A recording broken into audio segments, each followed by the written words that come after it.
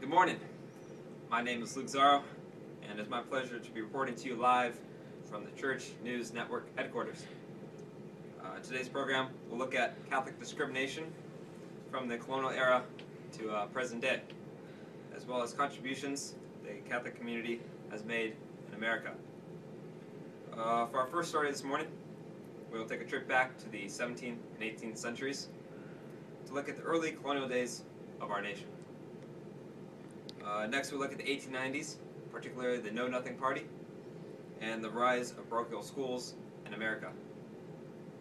Finally, we'll see anti-Catholic prejudice in America today and the consequences of such decisions. With that, we will head back more than 200 years to the Massachusetts Bay Colony, where our on-the-scene reporter, Tyler Wolf, is reporting with the details.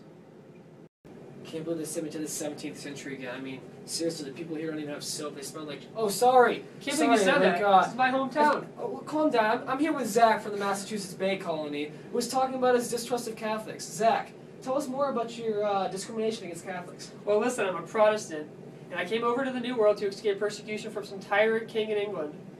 Why would I want to take orders from some papal king when I just escaped the English king? Fair enough, but what warrants the discrimination? I mean, there have been Catholics who are not allowed to live in certain colonies, Catholics who are forced to live as second-class citizens. There have even been Catholics who were killed for their beliefs. What is it about Catholics? Didn't you come to this country for religious freedom? Yeah, exactly, for freedom. The last thing I want is some old man pope in Rome tell me how to pray to God and live my life and stuff. We've been through it once in England, and we're not about to do it again in Rome. If some Catholics were killed, oh well, not my fault. I'd rather just have my freedom, I can tell you that. Well, can you tell me one more thing? Sure. Any chance you'll lighten up on those Catholics? Forget about it. All right, you heard it here from the 17th century. Back to you, Luke. 2, go. Thanks, Tyler. And the attitudes we just saw from Zach were quite common in this time in America. Most Protestants at this time distrusted the Church, which to some degree was still recovering its public image after the Protestant Reformation, but they also distrusted the Pope as the ultimate authority in the Church. This discrimination was present throughout the founding of this nation, and is reflected in many of the colony's early laws. In fact, for many years, the colony of Maryland was the only Catholic-friendly colony in America. Nonetheless, the Catholics of this time period still made significant contributions to America through their missionary work and their advocacy of and efforts for the education of girls in the early 1800s.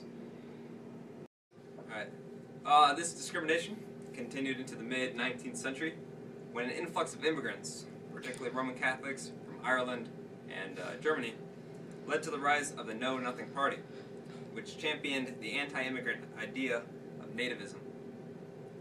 For more on the situation, we head back down to Tyler, who is with a member of the Know Nothing Party. Thanks, Luke. I'm out here doing a story in the field with this fine gentleman here who happens to be part of the Know Nothing Party. I know nothing. I'm aware this is the appropriate response for party members such as yourself. I was wondering if I ask you a few questions. Fine, but just this once. Thank you. Well, my first question and my main question is, what don't you guys like about Catholics? Well, it's not just Catholics. It's all immigrants, but particularly I don't like Catholic immigrants. You see, they're just under that Pope who tells them what to do. They're stealing our jobs and stealing our elections. If we don't watch out, every election will be predetermined by the Pope. Besides, I have heard many terrible things about these Catholics, from burying babies to popish brothels, what they so sanctimoniously call convents. I find the Church a pretty disgusting overall. But aren't most of these based off of rumors? I know nothing. Alright, well, I guess we're back to you, Luke. Thank you, Tyler. As seen from this Know Nothing Party member, Catholics received some brutal discrimination and had many horrible false claims made against them. Besides being mocked, Catholic churches were attacked, some burned to the ground. Many Irish Catholics cannot even apply for a job. They were held at the bottom of the social ladder, and in more than one case were victims of mass violence, which led to countless injuries and dozens of deaths. Despite all this, Catholics were still able to make significant contributions to America. For one, Catholic immigrants were largely responsible for the Industrial Revolution spreading from Britain to America and setting up the foundation for America to become a world player. At this time, Catholic schools were becoming prominent, and the parochial system would be a major factor in the development of American education in years to come. For our last and final story, we'll take a look at Catholic discrimination in America today. With the secularization of the workplace and of schools, as well as expansive growth of the federal government, many Catholic beliefs are being undermined today. There's a growing movement to fight this secular insurgency, and some of the most vocal leaders are those who are running to be president in the upcoming 2012 election. Right now, take a look at a clip from Newt Gingrich and see what he has to say about this.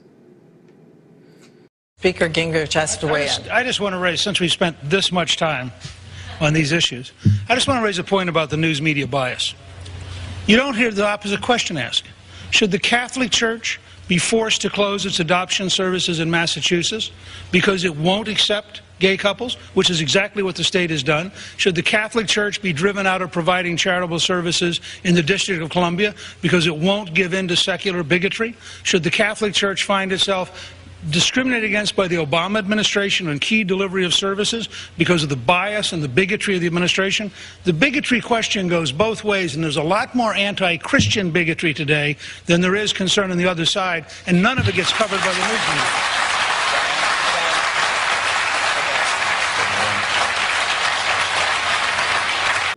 In that clip, Speaker Gingrich mentioned a lot of important things, particularly modern-day Catholic contributions in the form of Catholic hospitals, Catholic charities, and Catholic adoptive services. In fact, 25% of hospitals in America are Catholic hospitals.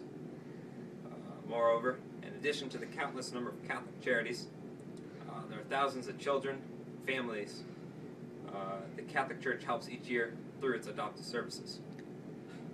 However, as Speaker Gingrich stated, many of these Catholic hospitals and charities and adoptive services are being forced to close down due to new state and federal laws and regulations. Stay tuned to hear a quick word from our sponsors. We'll be right back. Dr. Pepper.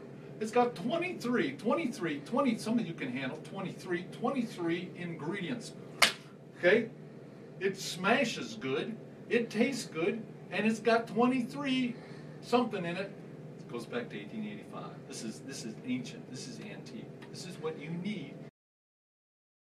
All right, we got breaking news here.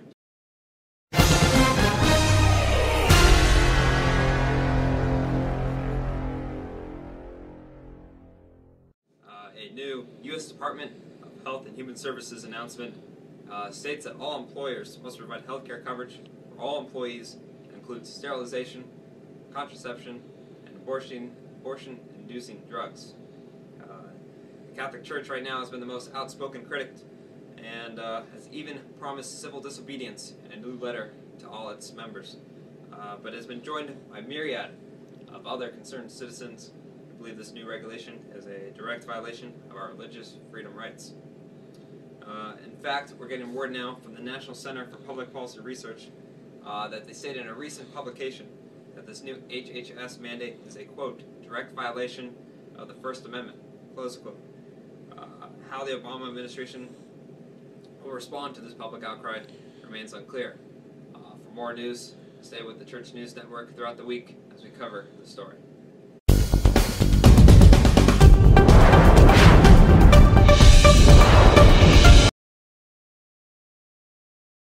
Dr. Pepper. It's got 23 flavors. Trust me, I'm a doctor.